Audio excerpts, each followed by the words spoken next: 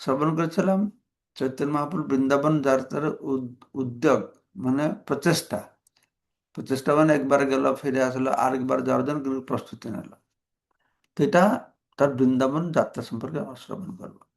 ছিল ভক্তিবিনোদ ঠাকুর তার অমৃত প্রভা ভাষ্যে সপ্তদশ পরিচ্ছেদের কথা স্যার বলেছেন, সেই বছর জগন্নাথপুরীতে রথযাত্রা দর্শন করে চৈতন্য মহাপ্রভু বৃন্দাবন যেতে মনস্থ করলেন।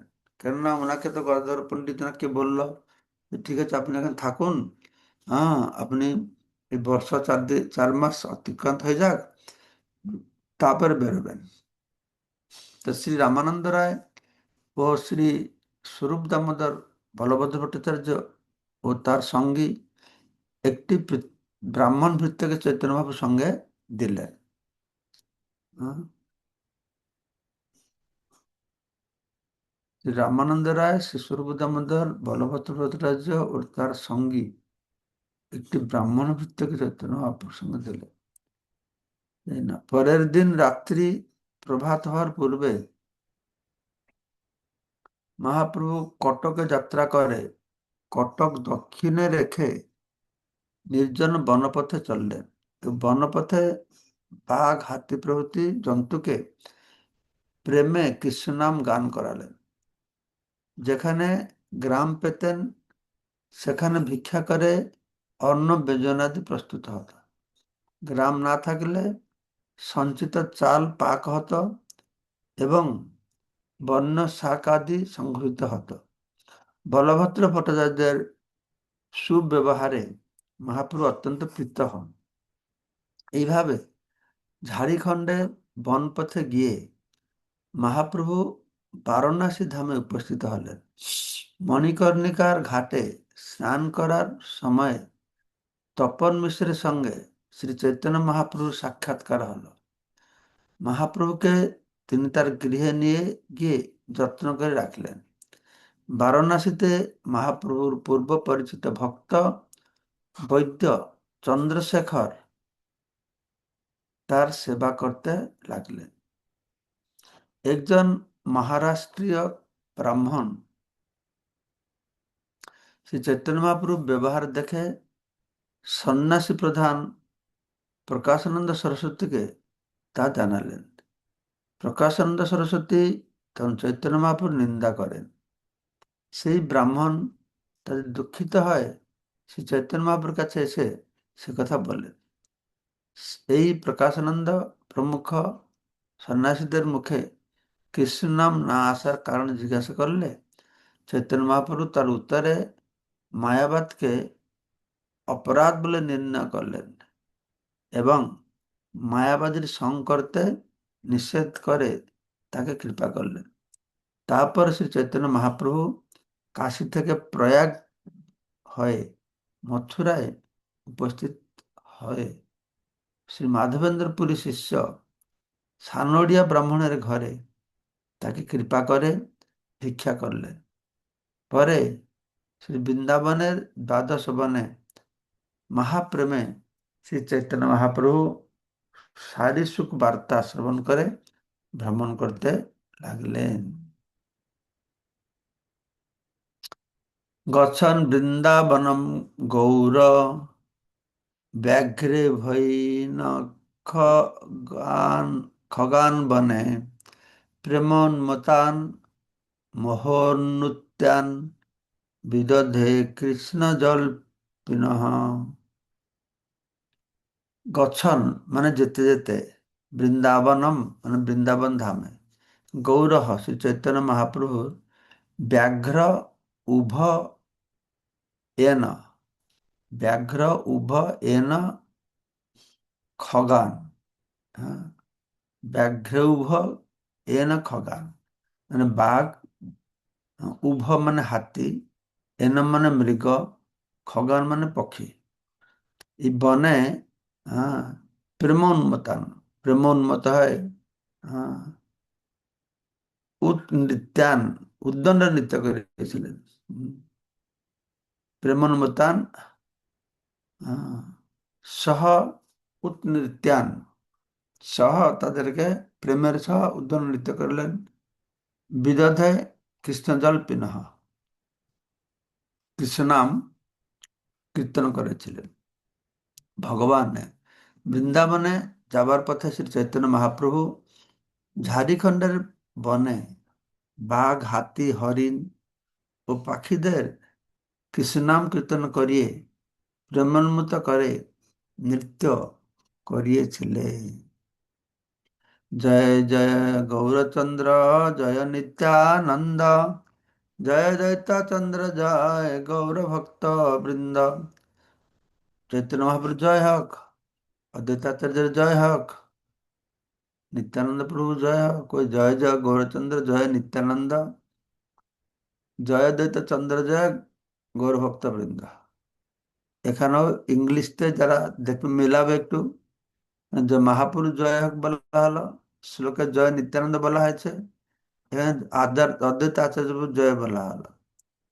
যদি কেউ ইংলিশ জানো তোমাদের মধ্যে, ইংলিশ বইটা মেলাবে এখানে নিত্যানন্দ প্রভুর নামটা কেন লেখা হলো না।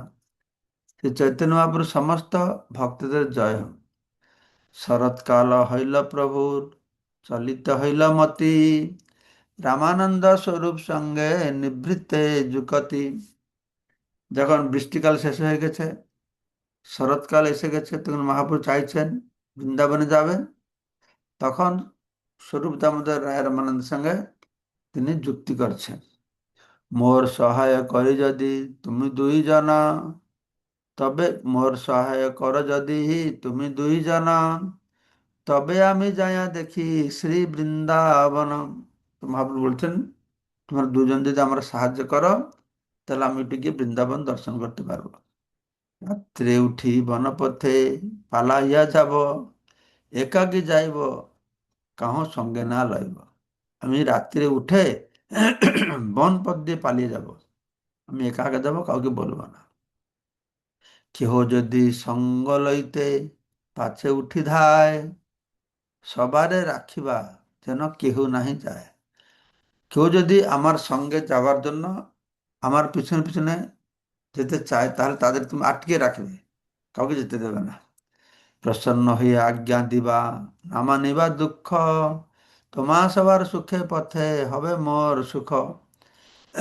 তোমার সবাই প্রসন্ন হয় আমাকে বৃন্দাবনে যাওয়ার অনুমতি দাও, তোমরা মানে দুঃখ পাবে না, কারণ তোমার দুঃখ পেলে আমার অসুবিধা আছে। তোমাদের সুখে আমাকে বিদায় দেবে, তাহলে আমার বৃন্দাবন যাত্রাটা সুখ হবে, সুখে, হ্যাঁ, আমি পাবো, সুখ পাবো। দুইজন কহে তুমি ঈশ্বর স্বতন্ত্র, যেই ইচ্ছা সেই করিবা নহ পরতন্ত্র। রায় রামানন্দ সুবিধান বললেন, প্রভু তুমি স্বতন্ত্র ঈশ্বর, তোমার যা ইচ্ছা তুমি তাই করতে পারো। হম, তুমি তো পরতন্ত্র ন, তুমি কার অধীন ন। হ্যাঁ, কিন্তু আমার দুহার শুনো এক নিবেদনে, তোমার সুখে আমার সুখ কহিলা আপনে। আমার দুহার মনে তবে বড় সুখ হয়, এক নিবেদন যদি ধর দয়াময়। উত্তম ব্রাহ্মণ এক সঙ্গে অবশ্য চাহি, ভিক্ষা করে ভিক্ষা দিবে যাবে পাত্র বহি। তা দামোদর আর রামানন্দ বলছেন, কিন্তু আমাদের একটা নিবেদন আছে। তো আপনি তো বলছেন আমাদের সুখ আপনাদের, আপনার সুখ, তোমার সুখে আমার সুখ কহিলা আপনে। আপনি বলছেন আমাদের সুখ হলে আপনার সুখ, তাহলে আমাদের কিছুতে সুখ হবে, আমাদের দুজনে বড় সুখ হবে, সেই জন্য আপনি আমাদের একটা অনুরোধ রক্ষা করুন। অনুরোধটা কি? না, আমরা আপনার সঙ্গে একজন উত্তম ব্রাহ্মণকে দিতে চাই, যে ভিক্ষা করে আপনাকে ভিক্ষা দেবে এবং আপনার পাত্র বহন করে নিয়ে যাবে। বন পথে যাইতে নাহি ভোজ্যান্ন ব্রাহ্মণ, আজ্ঞা কর সঙ্গে চলুক এক বিপ্র এক জন। আপনি যখন বন পথে যাবেন, তখন এমন কোনো ব্রাহ্মণকে পাবেন না যার কাছ থেকে আপনি ভিক্ষা গ্রহণ করতে পারেন। তাই দয়া করে অনুমতি দিন যেন একজন শুদ্ধ ব্রাহ্মণ আপনার সঙ্গে যেতে পারে। তার মানে বোঝা গেল এখান থেকে যে মহাপ্রভু শুধু ব্রাহ্মণের হাতেই খেতেন, সারা দক্ষিণ ভারতে ঘুরছেন, বৃন্দাবনে গিয়েছেন, ব্রাহ্মণ ঘরে খাবেন, ব্রাহ্মণ ঘরে অবস্থান করেন, ব্রাহ্মণের হাতে রান্না খাবে। হ্যাঁ, এই সামাজিক বিধানকে মহাপ্রভু খুব ভালোভাবে পালন করেছিলেন। বন পথে যাইতে নাহি ভোজ্যান্ন ব্রাহ্মণ, আজ্ঞা কর সঙ্গে চলুক বিপ্র একজন।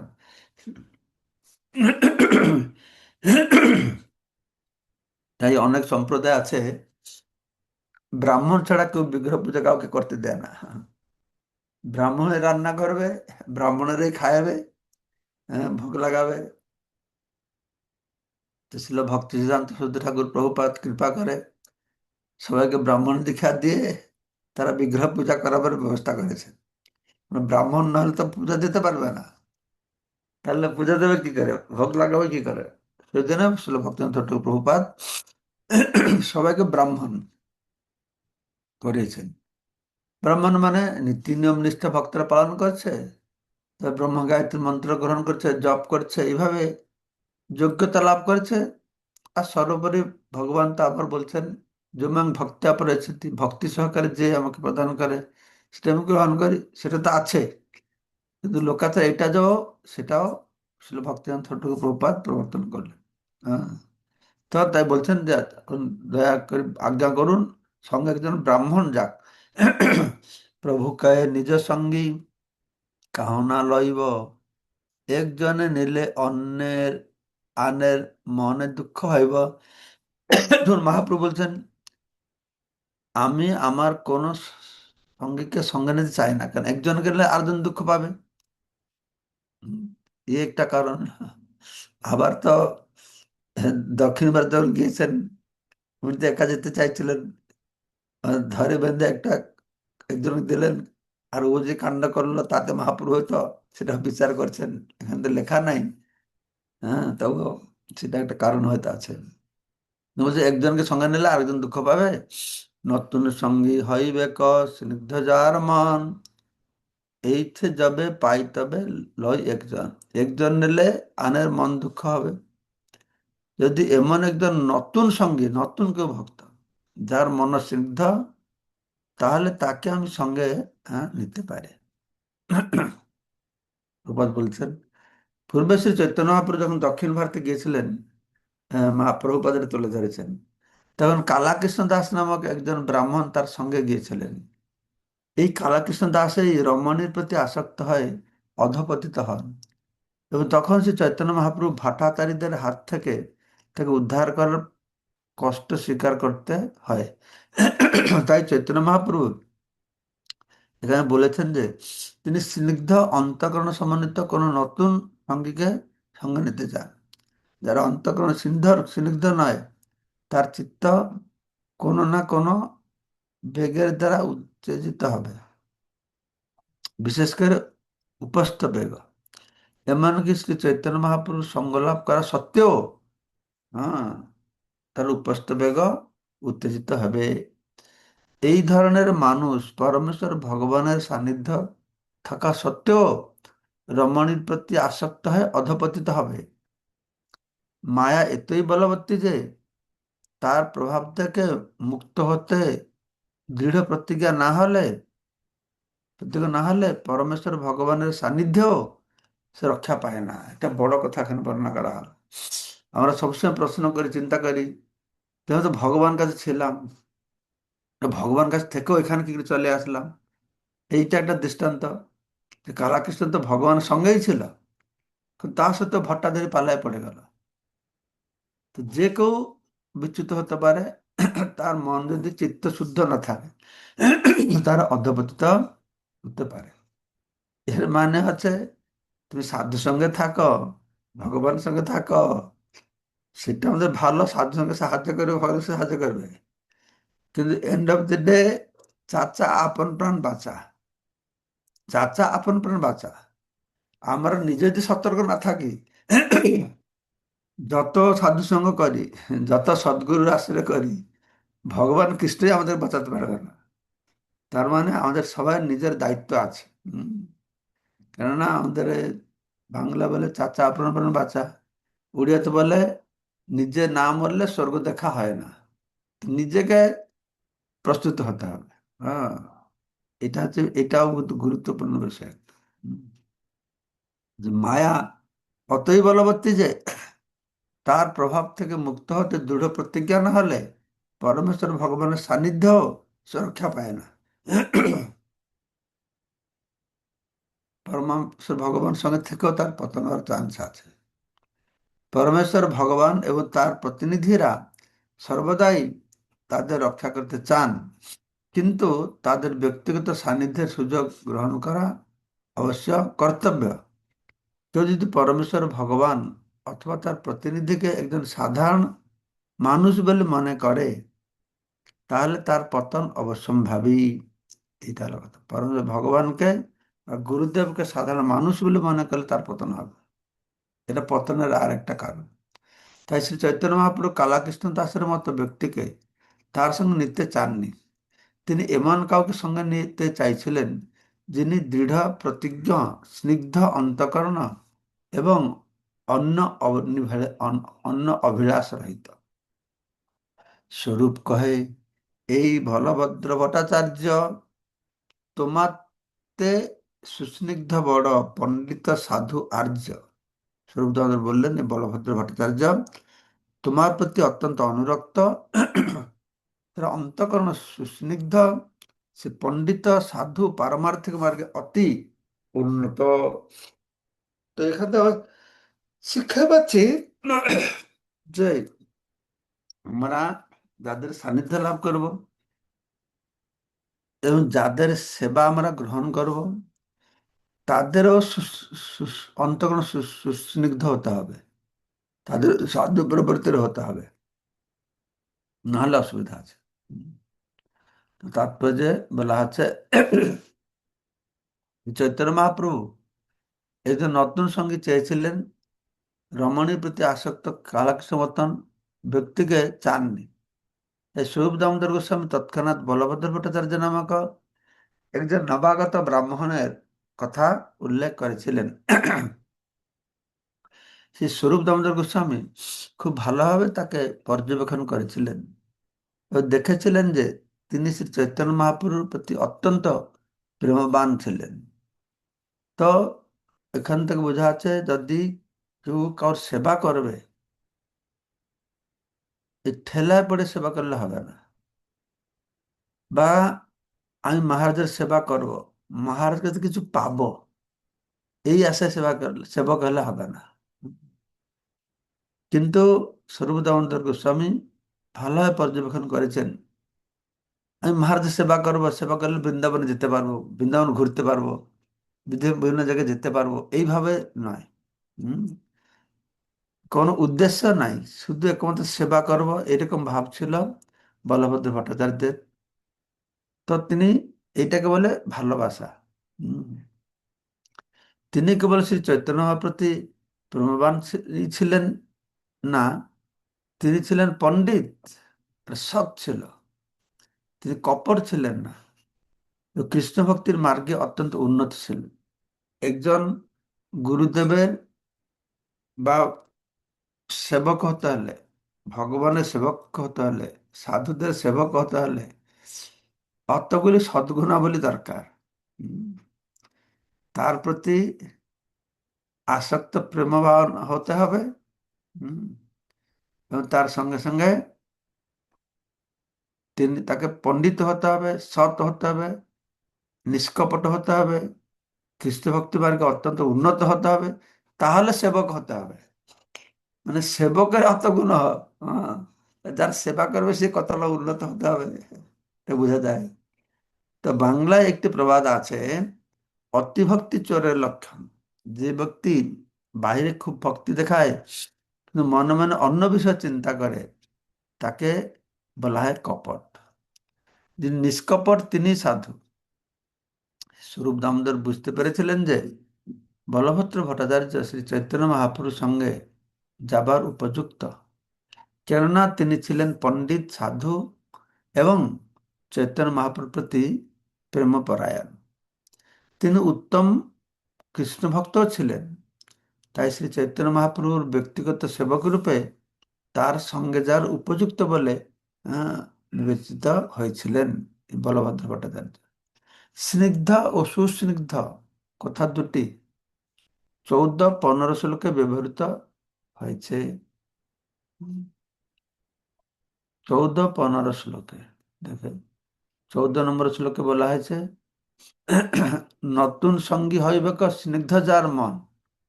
15 শ্লোকে বলছেন, তোমাতে সুস্নিগ্ধ বড় পণ্ডিত সাধু আর্য, স্নিগ্ধ সুস্নিগ্ধ। তো ভাগবতে প্রথম স্কন্ধ প্রথম অধ্যায় 8 নম্বর শ্লোকে বলা আছে কি, ব্রু স্নিগ্ধস্য শিষ্যস্য গুরুব গুহ্যম উপ্যুত। যে শিষ্য গুরুদেবের প্রতি আহ, অত্যন্ত প্রেমপরায়ণ, গুরুদেবের আশীর্বাদে তিনি গুহ্য জ্ঞান লাভ করেন। এ ব্রু স্নিগ্ধস্য শিষ্যস্য গুরু বা গুহ্যম, গুরুদেবের কাছ থেকে গুহ্যতম জ্ঞান তারা লাভ করতে পারবে যারা গুরুদেবের প্রতি অত্যন্ত প্রেমপরায়ণ। তারা, এটা স্নিগ্ধর কথা বলা হয়। এই শ্লোকের টিকায় ছিল শ্রীধর স্বামী স্নিগ্ধস্য শব্দটির অর্থ প্রেমবত লিখেছেন, অর্থাৎ যিনি গুরুদেবের প্রতি গভীরভাবে প্রেমবান। প্রথমেই তোমার সঙ্গে আইলা গৌড় হইতে, ইহার ইচ্ছা আছে সর্বতীর্থ করিতে। প্রথমে তিনি তোমার সঙ্গে গৌড় থেকে এসেছিলেন এবং সব তীর্থ ভ্রমণে এর আগ্রহ আছে। ইহার সঙ্গে আছে বিপ্র এক ভৃত্য, ইহ পথে করিবে না সেবা ভিক্ষা কৃত্য। তার সঙ্গে একজন ব্রাহ্মণ ভৃত্য আছে যে পথে আপনার জন্য রন্ধন করতে পারবে এবং আপনার অন্যান্য সেবা করতে পারবে। ইহার সঙ্গে লহ, যদি সবার হয় সুখ, বন পথে যাইতে তোমার নহিবে কোনো দুঃখ। যদি তুমি তাকে সঙ্গে নিয়ে যাও তাহলে সবাই সুখ পাবে। তাহলে আমাদের সুখ হলে বনপথে আপনার সুখ হবে, কোনো বাধা কোনো কষ্ট হবে না। সেই বিপ্র বহি নিবে বস্ত্রাম্বু ভজন ভাজন, হ্যাঁ, ভট্টাচার্য ভিক্ষা দেবে করি ভিক্ষাটন। তাদের দুইজন ব্রাহ্মণকে দেওয়ার জন্য প্রস্তাব রেখেছে। এই ব্রাহ্মণটি তোমার বস্ত্র কমণ্ডল বহন করবে, হ্যাঁ, বস্ত্র অম্বু ভাজন, অম্বু ভাজন মানে অম্বুর জল, জল বহন করে কমণ্ডল বইবে। আর বলভদ্র ভট্টাচার্য কি করবে, হ্যাঁ, না তোমার জন্য রন্ধন করবে। তাহার বচন প্রভু অঙ্গীকার কইল, বলভদ্র ভট্টাচার্যের সঙ্গে করে নিল। শ্রী চৈতন্য মহাপ্রভু স্বরূপ দামোদর গোস্বামীর অনুরোধ মানে নিলেন এবং বলভদ্র ভট্টাচার্যের সঙ্গে নিলেন। আর তখন আরেকজনকে নিলেন না, হ্যাঁ, এটা তো দুজন দিল। বলভদ্র ভট্টাচার্য, তুমি যদি তাকে সঙ্গে নিয়ে যাও তো হবে। ইহার সঙ্গে আছে বিপ্রক ভৃত্য, তার সঙ্গে এক ব্রাহ্মণ ভৃত্য আছে, সে যে পথে আপনার জন্য রন্ধন করতে পারবে এবং অন্যান্য সেবা করতে পারে।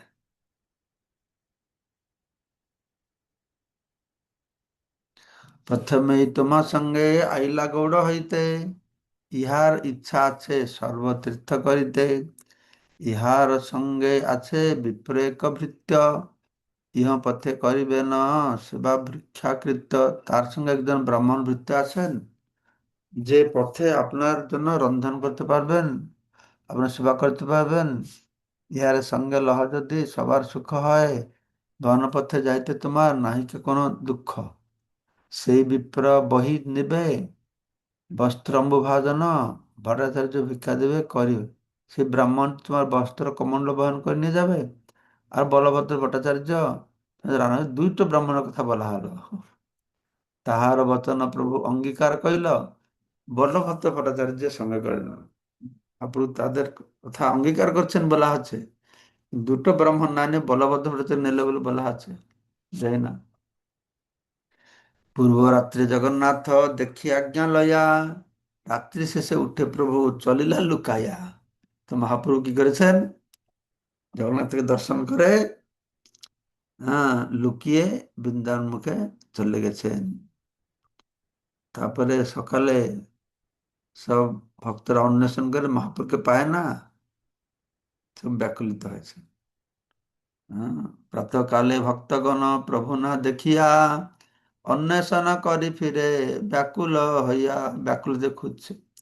স্বরূপ গোসাই সবাই কইল নিবারণ, নিবৃত্ত হইয়া রহে সবে জানি প্রভুর মন। এবং স্বরূপ দামোদর সবাইকে বারণ করেছে যে প্রভু মহাপ্রভুকে খুঁজতে হবে না। হুম। মহাপ্রভুর ইচ্ছা জেনে তারপরে সবাই নিবৃত্ত হয়েছেন। প্রসিদ্ধ পথ ছাড়ি প্রভু উপপথে চলিলা, কটক ডাহিনে করি বনে প্রবেশিলা।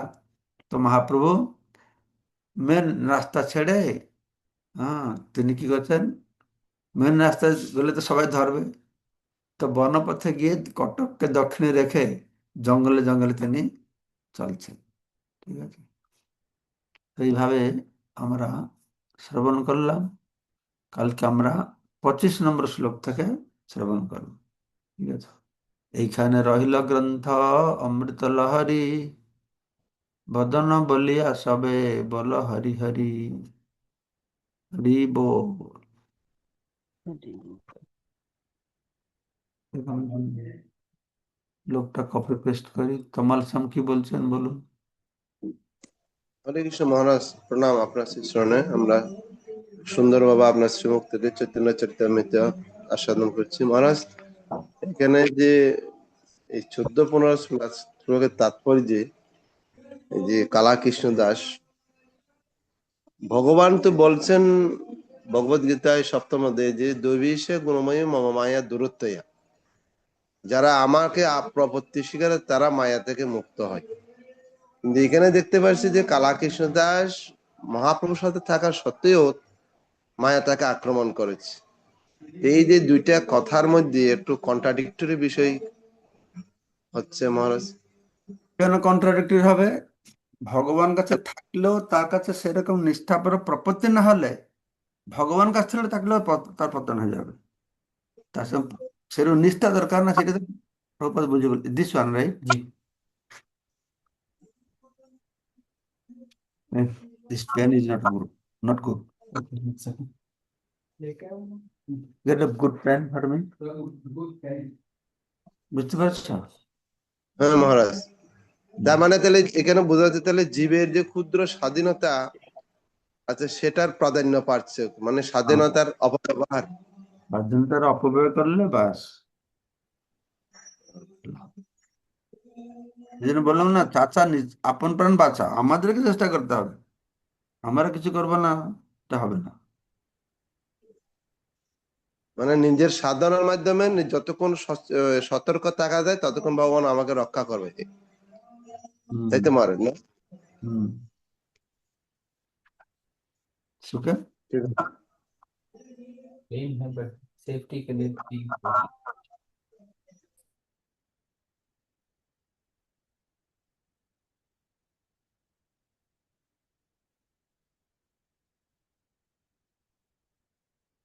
Doctor Sachin this one.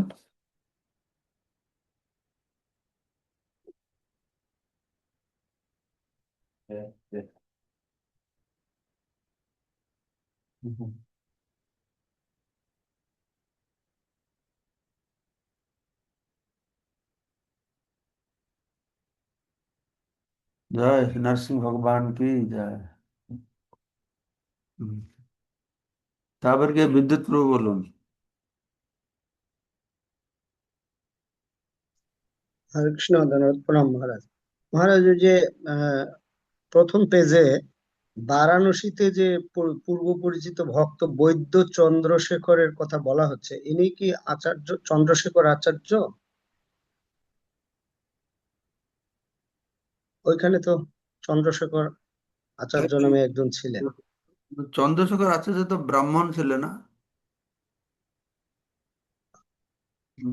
দেখি আমার পরে পড়লে হয়তো বুঝতে পারবো। হ্যাঁ, আচ্ছা আচ্ছা, হ্যাঁ তপন সেটাও মিত্র তো, ঠিক। তপন মিত্র তো বোঝা যাচ্ছে তিনি বাংলাদেশে ছিলেন, আর আগে পড়লাম না। হ্যাঁ হ্যাঁ হ্যাঁ। আমাদের বাংলাদেশ থেকে বললো তুমি যাও বানারসে, তা আগে পড়লে বোঝা হ্যাঁ যাবে উনি মহাপ্রভু একজন বাড়িতে থাকতেন আর এক বাড়িতে গিয়ে প্রসাদ সেবা করতেন হ্যাঁ হ্যাঁ হ্যাঁ হ্যাঁ। বাংলাদেশ থেকে, তখন আমরা হয়তো বুঝতে কিন্তু পারবো। হ্যাঁ, ওনার পেশা উনি বৈদ্য বলছে। আচ্ছা, পরে দেখা যাবে। হুম। তাহলে এখানে ওই যে বলছে কালাকৃষ্ণ দাসের প্রসঙ্গ আসার পরে যে অন্তঃকরণ স্নিগ্ধ হতে হবে। মানে স্নিগ্ধ বলতে এখানে প্রেমপরায়ণ বোঝাচ্ছে, ভগবানের প্রতি সবসময় প্রেমপরায়ণ থাকতে হবে। ভগবান, হ্যাঁ, ভগবানের প্রতি স্নিগ্ধ প্রেম প্রেরণা থাকবে।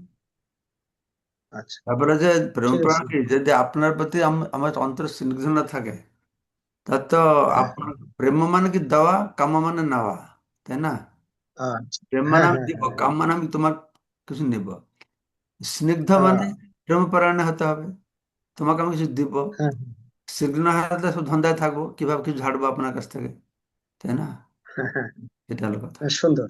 হুম। এখানে ব্যাখ্যাটা সুন্দর লাগলো। হুম। ঠিক আছে মহারাজ, হরে কৃষ্ণ। বাঞ্ছা ধন্যবাদ আপনাকে। কল্পতরুশ্চ কৃপা সিন্ধুভ্যেব পতিতানাং পাবনেভ্যো।